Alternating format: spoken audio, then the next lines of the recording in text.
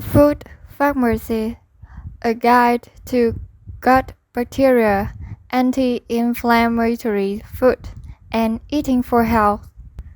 A prescription diet you will never overdose on. Leonard Nerd by Oro and Mia Clays. Picture a political scientist with a photographic memory and an absent mind copywriter who, one day, both suddenly give notice at their respective workplace and go on to launch a blog about food and health. Add to the mix an 87 years old professor of medicine for little hooligans who spit out everything put in front of them, and the half-million readers who found their way to the blog in its third year. Bowler, meet the food pharmacy. Chapter 1. Prologue. We are Lena and Mia. A few years ago, we started to take an interest in the effect the food we eat has on how we feel. And it's safe to say that at the time we felt somewhat bewildered. New research promoted 5 divided by 2 and LCHF diet everywhere and were taught by overconfident health experts, which made it just about impossible to sit through all the advice and findings. One day we got fed up and launched a blog to try to make some sense of all the concepts on our own. Actually, things didn't begin quite like that. A few months earlier, we were in Helsingborg, a coastal city in the south of Sweden, to have lunch with Stig Benchmark, a professor of medicine. 3 mouthfuls into a beet burger, Stig cracked open the door to what was for us a totally new world. Benchmark was professor of surgery at the University of Lund Medical Faculty in southern Sweden from 1970 to 1994. He was also chairman and director of the Department of Surgery at the Lund University Hospital from 1970 to 1992. Many years ago, he realized that about 80% of the body immune system is located in the gut, gastrointestinal tract, whereupon he decided to devote the remainder of his career to finding out how to optimize one's intestinal flora. Today, Stig is honorary visiting professor at University College London University, where his task is to conduct research and teach about the best condition for health. On second thought, things didn't quite happen like that either. A few years earlier, we had both become parents for the first time. With the concurrent birth of Nini and Lut, we realized that we were not immortal. The sudden feelings of responsibility for someone else's life, along with wanting to always be there for them, resulted in months of nightly sessions Googling disease symptoms and information on how to stay healthy, active, and strong forever. Somewhere amid all this anxiety, an interest was sparked on how much we ourselves can influence things by what we eat. This book is a compendium of what we have learned. After blogging a day and night for 2 years, it's time to summarize in plain and simple language all the research we have posted on the blog and to push it even further. Even though we have long known that we have billions of bacteria in our bodies, it has taken scientists only until quite recently to grasp how critical a rich and thriving intestinal flora into our health. Today, gastrointestinal research is one of the hottest fields in science, and we are constantly acquiring new knowledge and a deeper understanding of the connection between bacteria, intestinal flora, and well-being. Today, we are aware that intestinal flora exert a very strong influence on how we feel. We know that the flora consists not only of good bacteria but also bad, potentially disease-causing bacteria. We are conscious that good and bad bacteria can be strengthened or weakened depending on what we eat. We know that an excess of bad bacteria contribute to chronic inflammation, and we also know that chronic inflammation can make us ill. In this book, we like to show you the fundamental connection between intestinal flora, inflammation, and your health. More important, we want to show how you can influence your intestinal flora and the way you feel in the long run through your own food choices. This is the story of how we got interested in the link between health and food and how, to our surprise, we end up among intestinal bacteria. Without Professor Stick, we would both still be at our own job and still making a salary. We also like to take the opportunity here to thank all the other science journalists, physicians, and scientists whom we have the pleasure to get to know over the past few years. Thank you, everyone. Without you, this book would have ended up being a simple haiku. So let's start from the beginning. The intestinal flora's commandments. 1.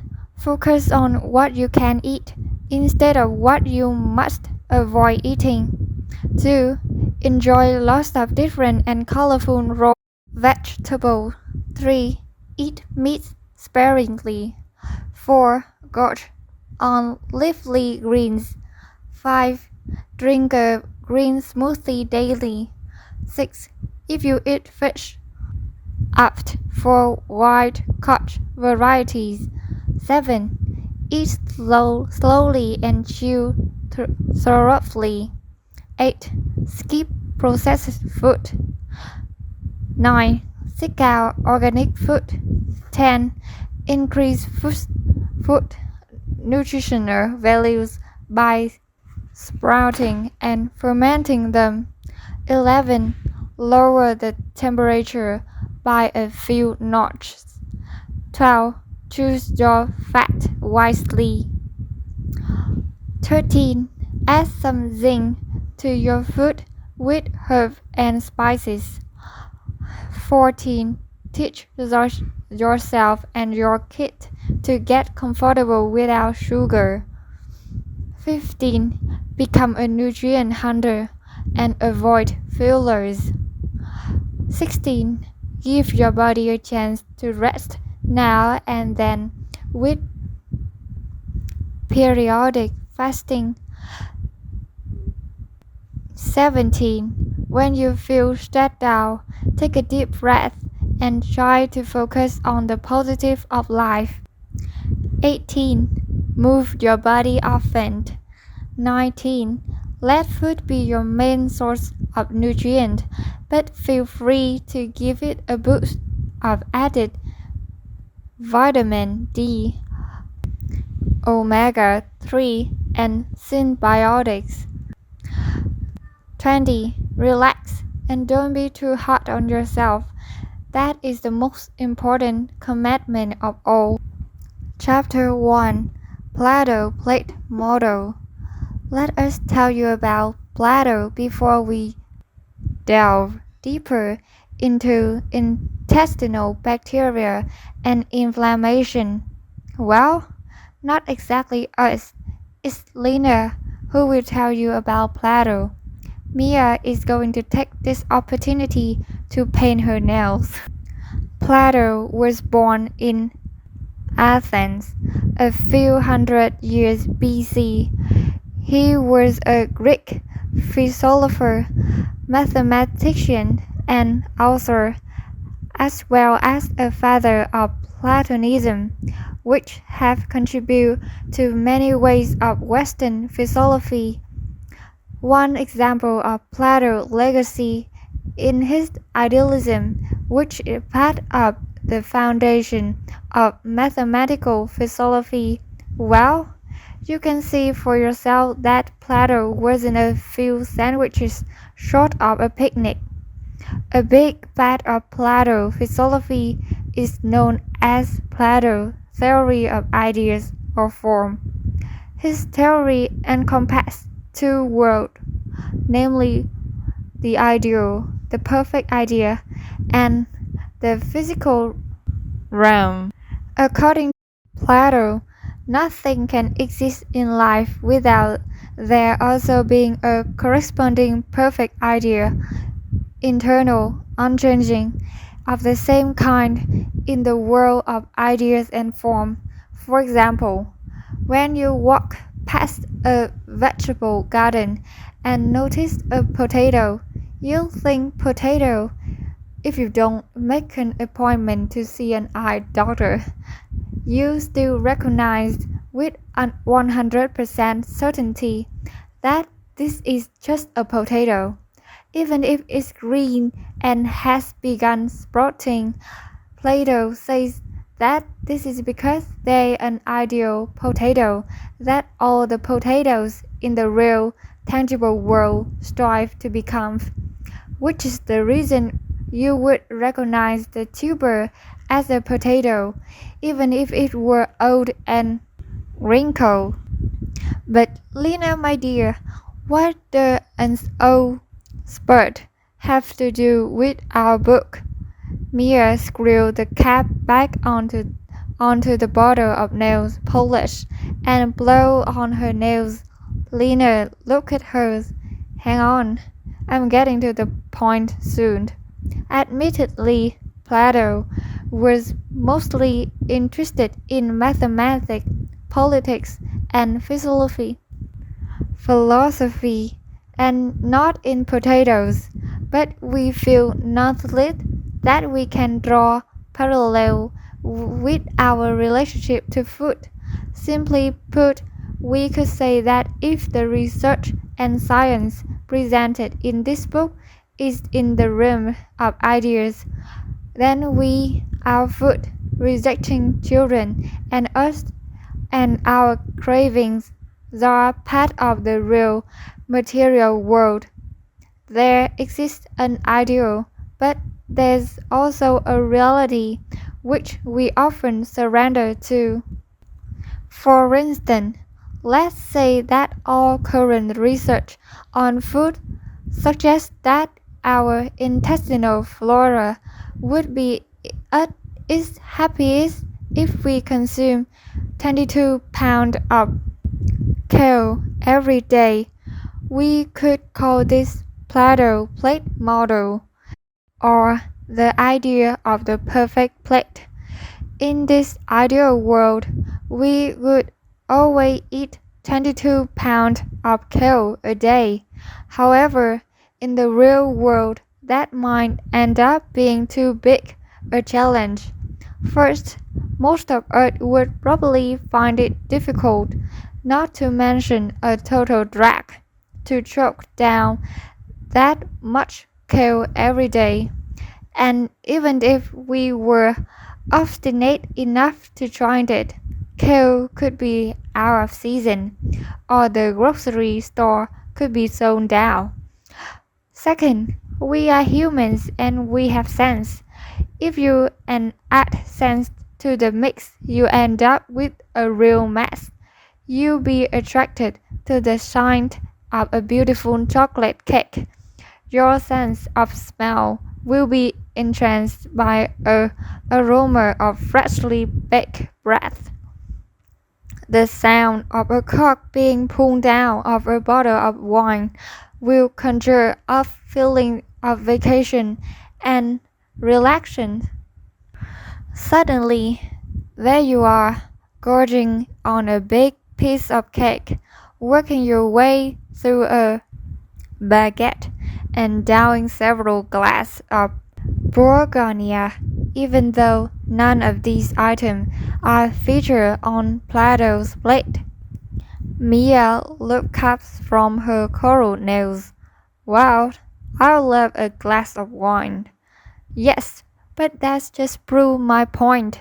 Plato idealism is all about how it's impossible to be perfect in the real world. It's totally normal that we are unable to resist temptation. What would life be without them?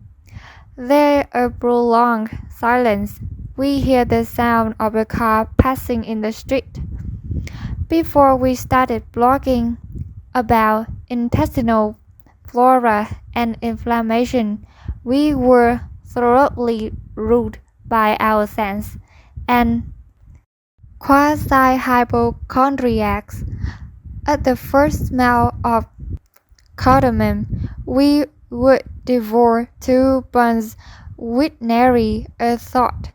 As soon as we heard the spark of a fire being lit, we rushed over to the grill, our stick laden with marshmallow at, at the ready. Then we head home, open our laptops, and read about how the rate of disease were rising all over the world, about how bad sugar was for our children, about how we got nowhere near enough fiber in our diet, and about how we would collapse suddenly and die if we so much as looked at a slice of bacon. It felt as though our lives were part of one big health lottery, where all we could do was close our eyes tightly, cross our fingers, and hope that we or anyone else we knew wouldn't get sick. But then we started to read and educate ourselves. The more we learned, the less we felt the grip of anxiety. Do you know why? Because knowing that there's an ideal we could strive for relieved us of our paranoia. Slowly but surely, we realized that we might not just be part of one big health lottery after all, and that there is a compass out there. With that in mind, we suddenly gave ourselves permission to grab a snack to calm our sense. Though things did get a bit off hand. Ahem. That the fifth day in a row you are eating a slice of cake for dinner. That's not exactly the best for your intestinal flora. This is our reasoning. 1. Somewhere out there is a perfect plate in the ideal world. 2. We know that not every meal from here on out will compare favorably to the perfect plate, but that's okay since we live in the real world. 3. But we will aim for the perfect plate and we will try our best. In other words, the research presented in this book is not a religion one must follow blindly. It is an ideal world we can keep in the back of our mind as we make our way through the real world full of cynical children, candy cravings, bellyache, hunger pangs, broken heart, and reward system. Another important thing to keep in mind is that what in this book is not etched in stone.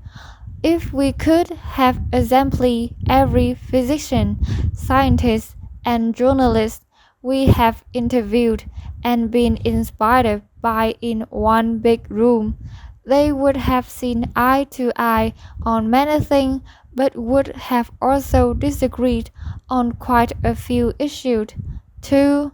That is given. Research on intestinal flora and shown you in which direction of the research is headed. Learning about intestinal flora has been fun, but also a lot of work. Most of it is very logical, and it's great to realize that there are so many things we can do to affect our bodies. However, it's also a lot of work because, well, it's frustrating to realize that a lot of the stuff many of us consume daily makes us unwell, both physically and mentally.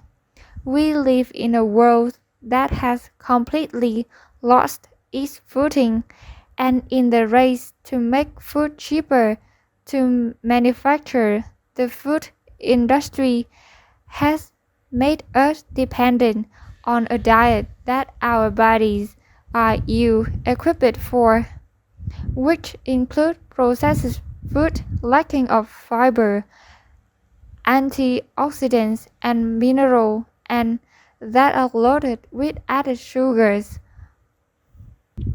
pesticide residues, and unhealthy fat. Added to that, the easy availability of the huge range of convenient food, and we have the first generation in human history that is literally eating itself to death. Even so, we generally feel that our bodies are fantastic. With help from Plato philosophy, we have come to realize that if we simply turn into what our bodies require and make sure to give them plenty of nourishment each day, they will weather most storms. Select a few of the book recipes and start making them at even intervals, and you will be well on your way. Concentrate on all the wonderful things you'll be giving your body rather than what you are giving up, and your stress will disappear. In the real world, we don't agonize over eating an ice cream or that last margarita we drank. Sure, it won't strengthen our intestinal flora, but if there is something we have learned, it is that intestinal flora does not thrive on anxiety.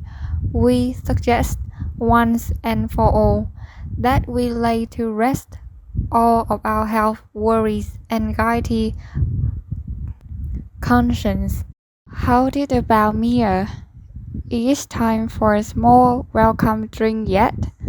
Mia stand up and straightened her velour sweatpants. You bet. Food pharmacist welcome shot. Make a glass. 2/5 cup, 100 milliliters juice of your choice. If you hardcore, go for plain water. 1 tablespoon ground turmeric, a half teaspoon ground black pepper, 1 teaspoon ground cinnamon, 1 pinch ground clove, 1 tablespoon apple cider vinegar, 1 tablespoon olive oil, 1 tablespoon freshly squeezed lemon juice. We drank quite a few shots over the years, but hand on heart, We never had one that tastes like this. It was concocted by Professor Stick Bang Mac, and he drink once every day. Sometimes it can be difficult for the body to take in turmeric, so it is a good idea to drink it mixed with black pepper or chili or cayenne pepper, which have absorbed it. Food Pharmacist's favorite one, turmeric. One day, if we ever have the pleasure of meeting each other, you should know that it's perfectly okay to sneak a peek at our yellow hand. Considering their color, there are only two conclusions you might safely draw. Either we are heavy smoker or we love turmeric. The correct answer could be found at the bottom of this page. Turmeric is one of the most anti-inflammatory herbs in existence.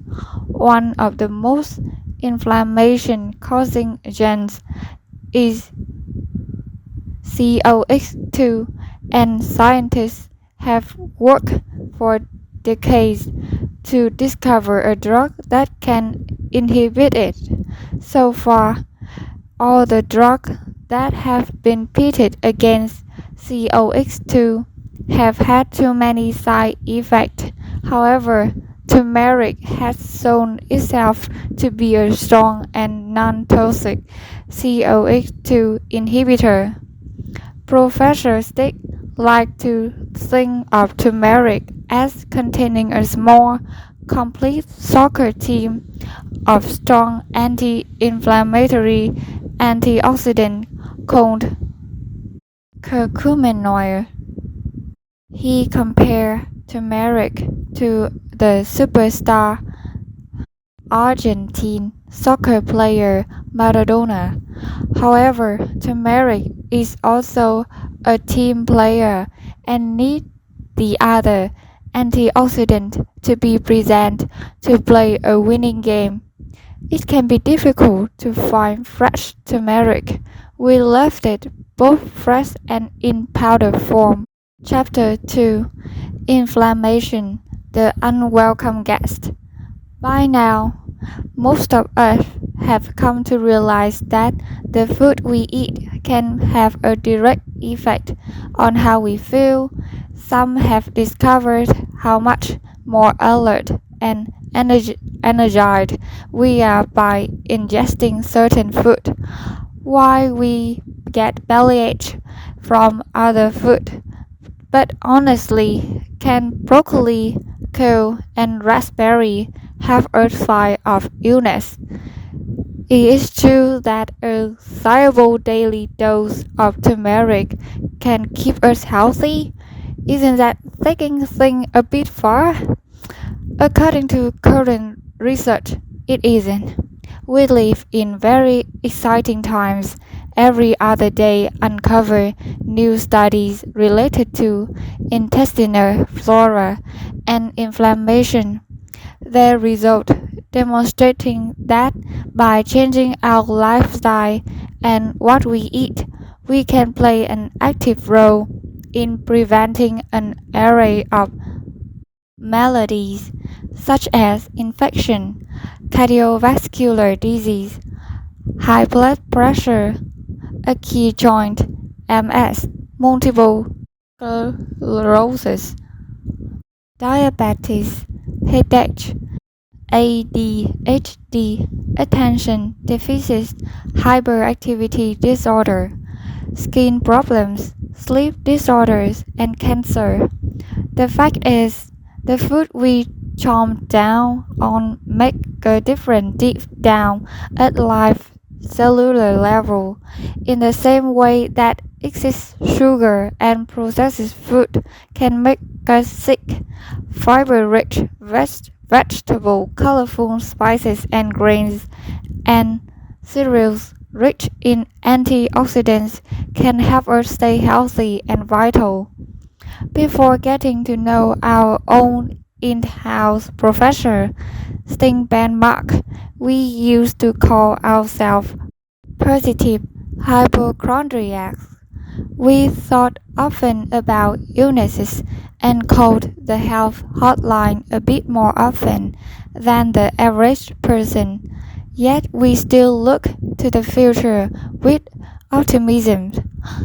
It's easy to make light of one preoccupation with health, that nagging worries that sickness may strike out of the blue, but it's not so easy to live with. To be honest, not many afflictions have escaped our paranoia over the years, including cancer, cardiovascular disease, diabetes, rheumatism, and a few other joint ailments. Then we met Sting. That's when our obsession with inflammation began. You're probably thinking, inflammation? That doesn't sound so bad. Nope. And it took us by surprise too. We were worried about lump and pumps and stiff joint. And then here comes Dick, throwing a big pile of scientific articles in front of us, insisting that inflammation is a real villain. So, what is chronic inflammation? First, we need to understand the difference between common and chronic inflammation. The clinical definition of inflammation is the body attempt at self-protection, the aim being to remove harmful stimuli. Common inflammation isn't particularly complicated. It is simply the body's natural defense against foreign invaders, such as bacteria, toxins, or a virus.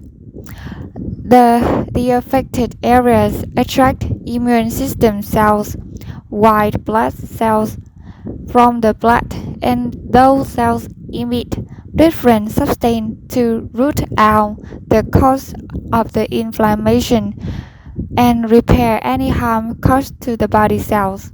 The body is a total pro at protecting itself against bacterial and viral invaders, and in those instances, inflammation is a good thing, except in one case, chronic inflammation. The word chronic means that it is long-lasting and persistent. Chronic inflammation is as damaging to the body as a run-of-the-mill short-lived inflammation is beneficial. Chronic inflammation is silent and vicious. It differs from a common acute case of inflammation in that it is as discrete as the Millennium Series Lisbeth cylinder, and it can be just as challenging to deal with. The signs are there, but they are so subtle that their little warning bells might be difficult to hear, at least at the onset.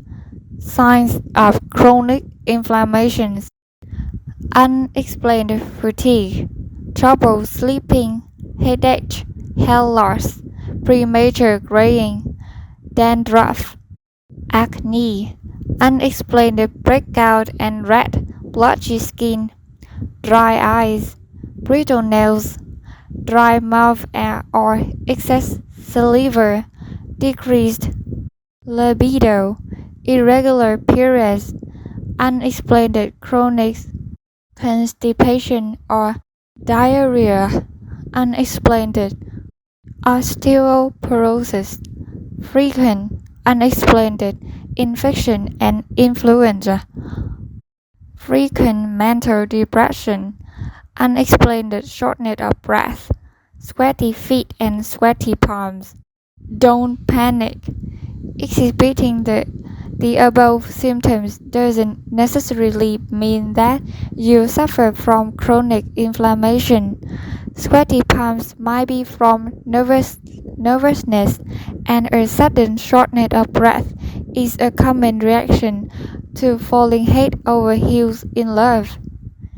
But since we know that chronic illness is preceded by chronic inflammation, and that the rate of these chronic diseases is increasing, it is not unreasonable to conclude that many of us could be walking around with chronic inflammation and be completely unaware of it.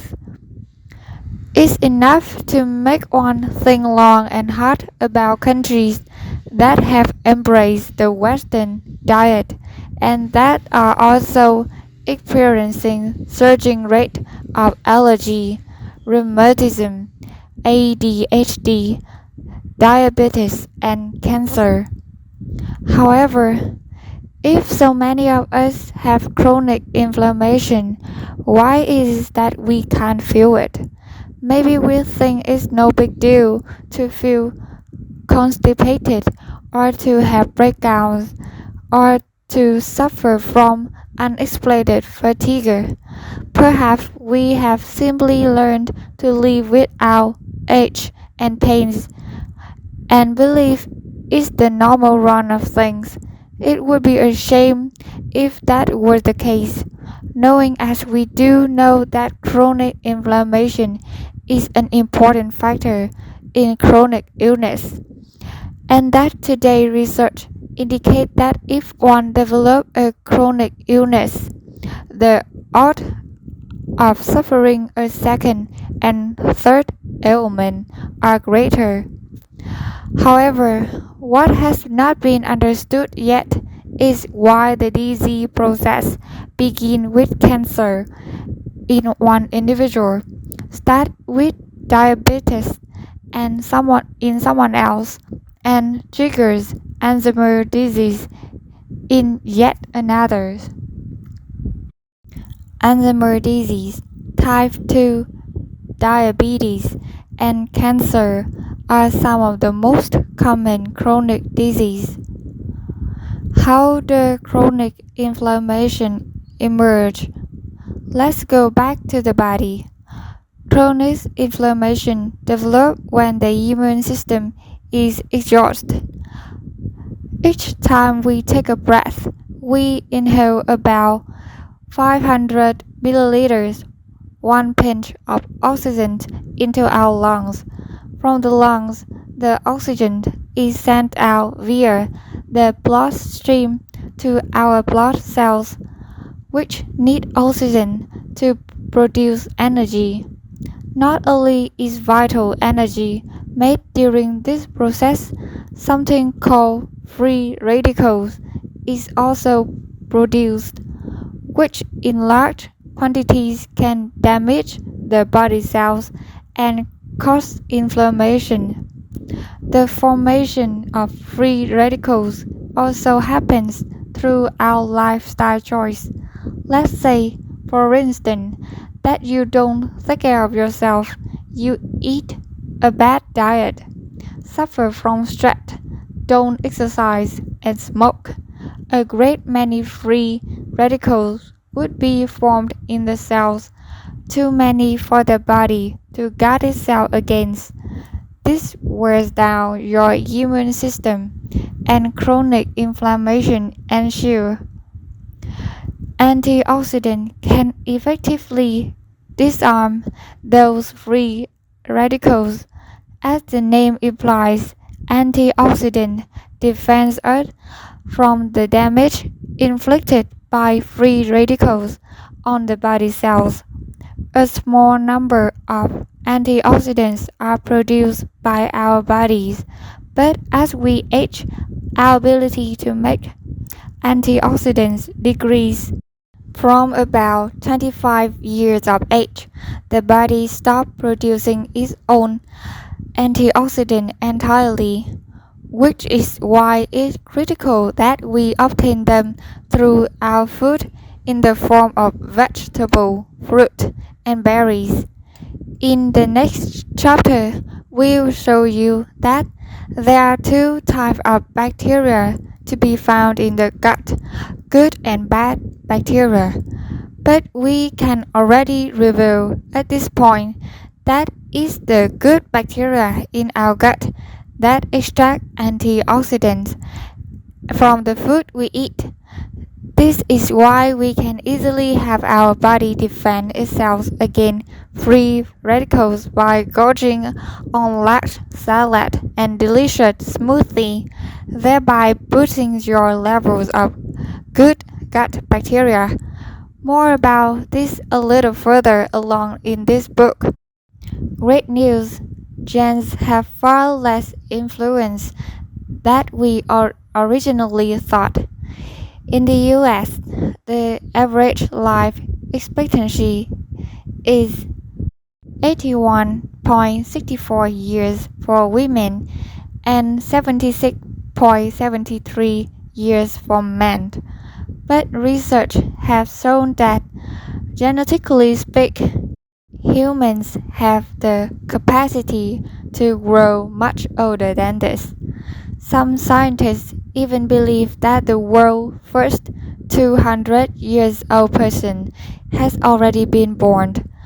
We have given this a lot of thought, but for us, the most important thing has never been how old we get to be in years, but rather our quality of life.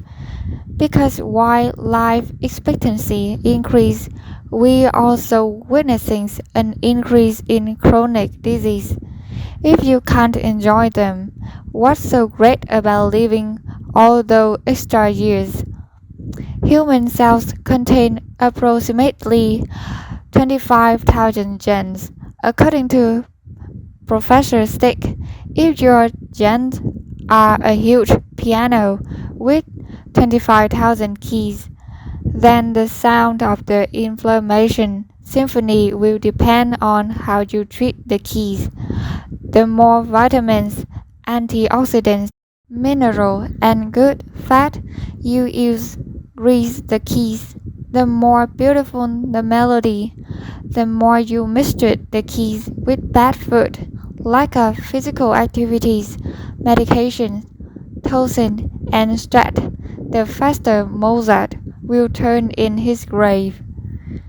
Research shows that there are thousands of factors contributing to chronic inflammation. Your genetic heritage is affected by everything from how your paternal grandfather lived when he was a child to how your mother felt before and during her pregnancies. Was your paternal grandfather a smoker? Was your mother shut down during her pregnancy? The, the answer to these questions can explain why you are who you are, why you feel like you do, and how long you will live, but only up to a point. The most significant impact is made by something entirely different, yourself. Take a look at the picture on the left. Difference in life expectancy can largely be explained by inherited genes, but the good news is that we can influence those inherited traits via our lifestyle. The way we live is the most important factor in whether we will go on to develop chronic inflammation and chronic disease or not.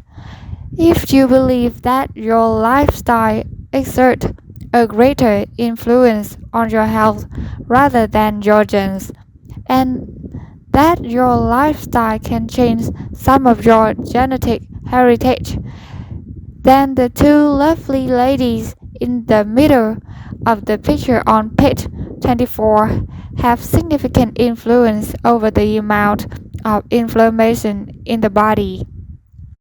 Fact: current scientific research indicates that many diseases can be eliminated purely through diet. Fact: as many as 30 to 35% of all cancer depending on the type of cancer, are believed to be linked to what we eat. Even someone who is otherwise very healthy can become sick, but they can probably improve their prognosis and lessens their risk of getting ill again by the way of a healthy lifestyle. The ski lift stopped with a sudden jolt. Mia removes one glove. Things like that turn me on. Lena moves it over. Me too. But all the same, anyone can be unlucky and get sick. Well, obviously. But I was thinking that might be a comfort, even for those who are not well, to know that in many cases, a change in lifestyle can improve the odds of getting better. No one was there to give my mother any dietary advice in all her years of her illness. I just feel so sad thinking about this now. Lena removes her ski goggles. Do you remember that senior consultant in oncology who devoted all his free time to informing people about how diet can fight illness? Totally. When I interviewed him, he told me that it's not his contractually duty with the country council medical institution to inform his cancer patient about diet and nutrition, and that his time with his patient is so limited and booked up that he only has time to inform them about medical treatment. Oh wow, that's horrible. Junie, Mia's daughter interrupted. Mom, why is the lift not moving? Mia looked worriedly behind her. I don't know, honey. The sun is setting lower behind the spruce top. Mia realized she needed to pee. And with that, we're ready to jump to the next chapter. The time has come to move down the body because chronic inflammation starts further down in the colon. Go to the kitchen and fix yourself. Our wonderful anti-inflammatory super smoothie, which you'll find on the next page, and then we'll continue as soon as you are back. In the ideal world, we drink a whole quart of this stuff every day, while in the real world, it might just be a tad less. Professor Stick anti-inflammatory smoothie. 300 grams kale, 1 quart, a liter, waters, 2 avocados, 4/5 cup, about 200 milliliter rolled oat, 1/2 lemon, peeled, 3/4 inch, 2 centimeter nub fresh ginger, peeled. We enjoy this smoothie almost every day. It's full of antioxidants that fight free radicals, and it contains beneficial fibers and good fats and lots of hot ginger. Food pharmacists' favorite too, symbiotics. Just as we were beginning to understand gut flora and chronic inflammation, Professor Stick lets us in on a shortcut. It might be a good idea to add some good bacteria to our diet in the form of probiotics or symbiotics. Most of us today have poor intestinal flora due to eating too many potato chips and not enough broccoli. Many get what probiotics are all about, but what about symbiotics. They are supplements that have both good bacteria, probiotics, and fibers. Fibers have the bacteria reach all the way down into the colon, and once in there, the fiber become food for the bacteria, enabling the bacteria to grow and multiply. It's like a packet lunch for the probiotics.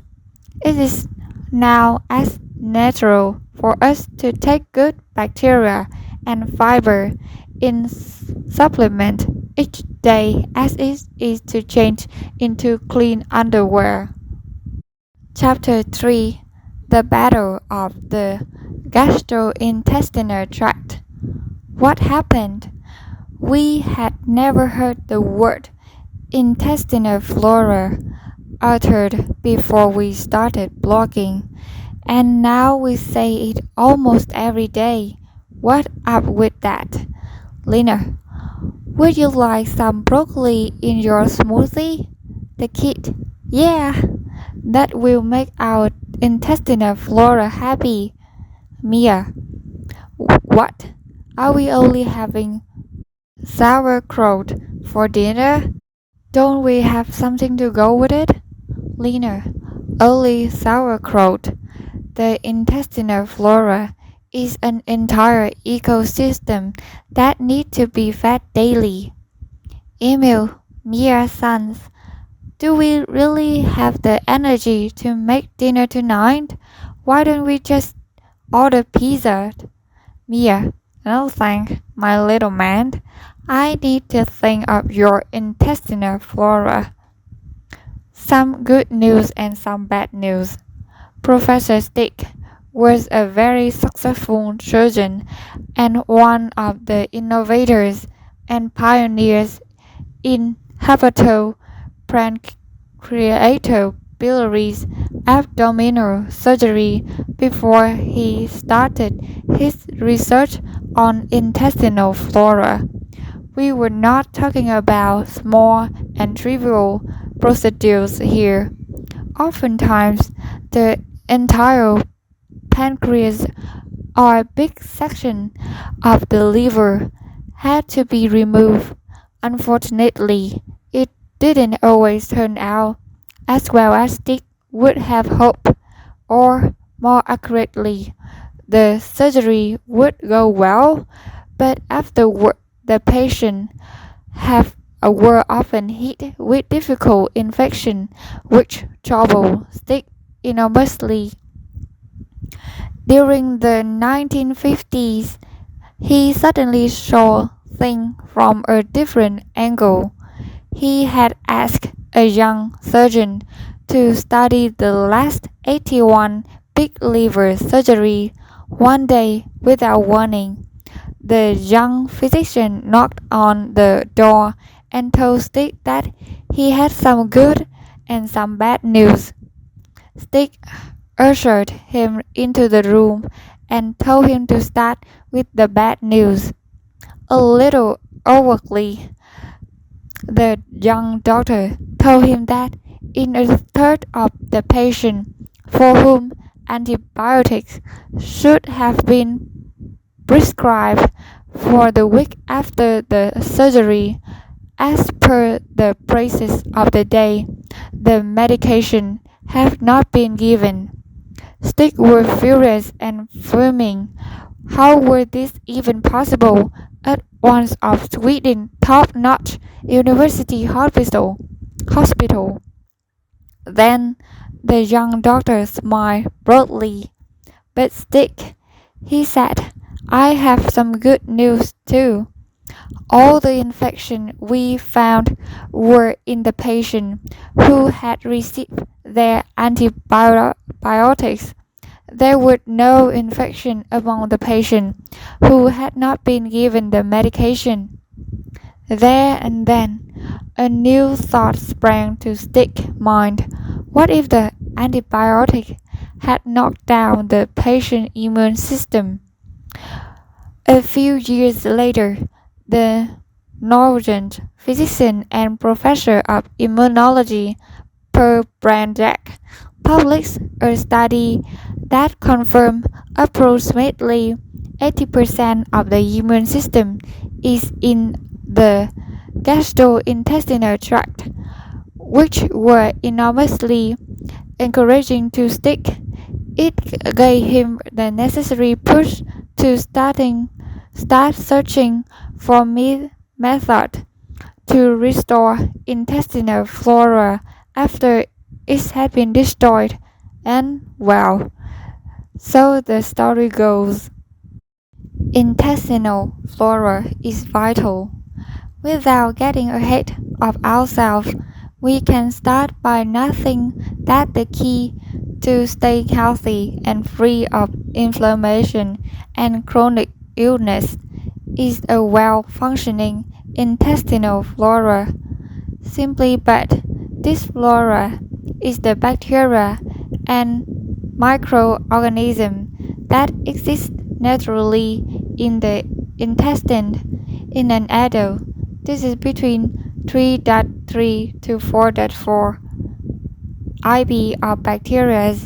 The intestine is a huge ecosystem containing several hundred different types of good and bad bacteria, which is an amount at least 10 times greater than the number of body cells we have, approximately 100 trillion. So, in that respect, you are actually more bacteria than human. Most of your immune defense or immune system, as it is also called, is in the gut, gastrointestinal tract, a truly fascinating system that built on a close collaboration between human cells in the intestinal world and your army of good intestinal bacteria. To fight inflammation, it is vital that only the good bacteria hook onto those immune cells receptors in the intestine. If the bad bacteria latch onto the receptor, instead, you will have inflammation and lesser resistance against infection. Even though the atmosphere in the gut is so influential to how we feel, it is still one of the most uncharted areas of our body. You might think it is a bit odd when you realize that 70 to 80% of our immune system is situated there, but in recent years, interest in gut and intestinal flora has positively skyrocketed. Scientific research shown that bacteria in the colon not only affect a long list of illnesses and other conditions such as diabetes, allergy, asthma, MS, autism, cardiovascular disease, and some cancer, but also that they communicate with the brain and can drive our body weight, personality, and even our behavior. There are far more links between our gut and our brain than we first knew, with some scientists going so far as to call the gastrointestinal tract our second brain. For, for example, it isn't simply too little exercise and too much food that make us fat. Research shows that obesity can just as often be caused by inefficient gut flora and inflammation. Some studies even suggest that intestinal bacteria can influence our feeling of hunger and push us to crave certain food that make their specific strain stronger than other bacterial strains in the gut. Studies have been set up where slim subjects were given intestinal flora from overweight donors, the outcome being that the slim subject became overweight. This demonstrates that bacteria can sway us and make us fat by tricking the brain into believing that we are hungry.